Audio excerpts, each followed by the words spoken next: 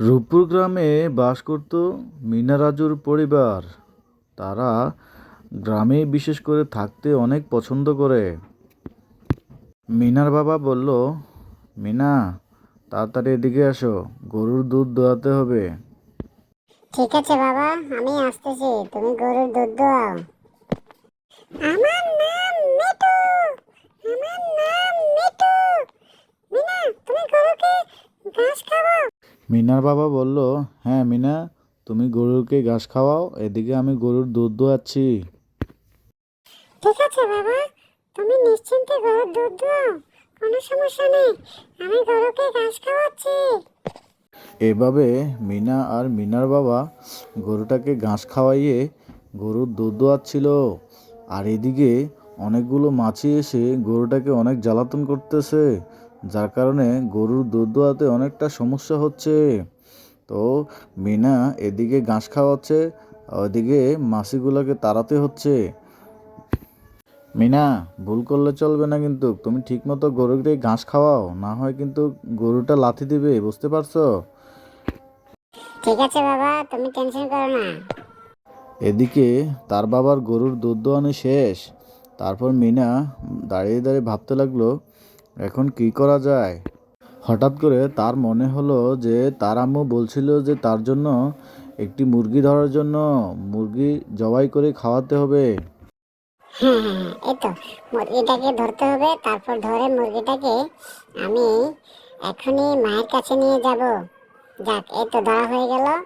এখন আমি একটু রাজুর সাথে মাছ ধরতে যাব।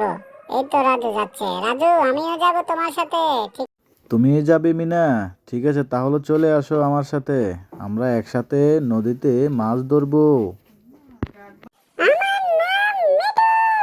আমার নাম মিঠু। মিনা, আমিও মাছ ধরবো। আমিও মাছ ধরবো। আমিও যাব। ঠিক আছে মিঠু, তুমিও আমার সাথে আসো। আমরা দুজনে একসাথে রাজুর সাথে মাছ ধরবো।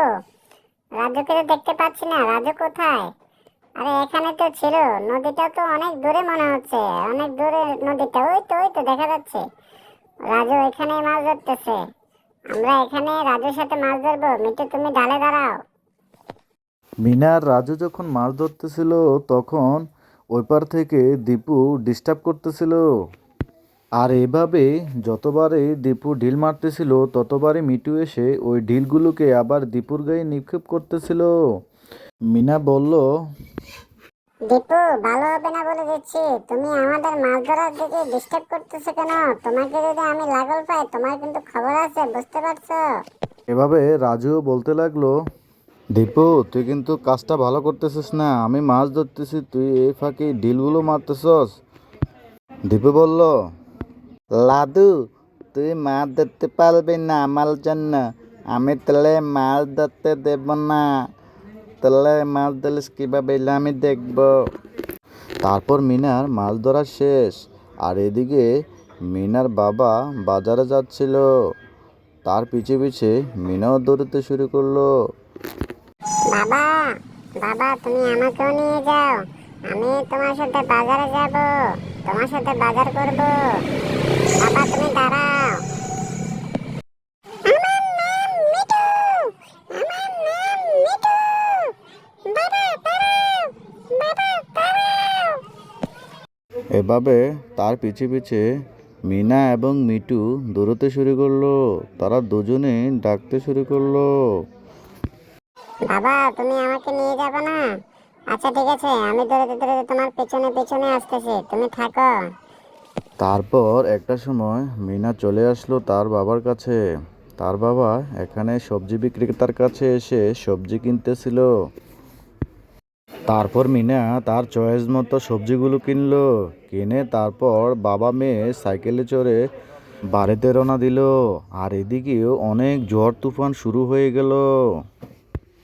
বাবা, তুমি আস্তে সাইকেল চালাও, না হয় অ্যাক্সিডেন্ট করবে।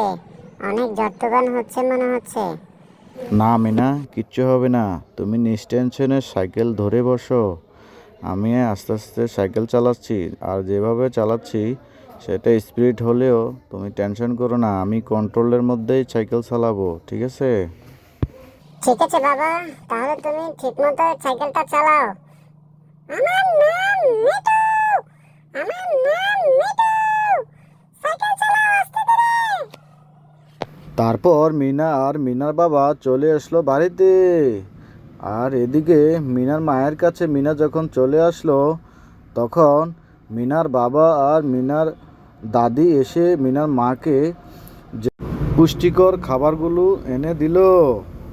তো বন্ধুরা, ভিডিওটা ভালো লাগলে অবশ্যই একটা সাবস্ক্রাইব করে দেবেন।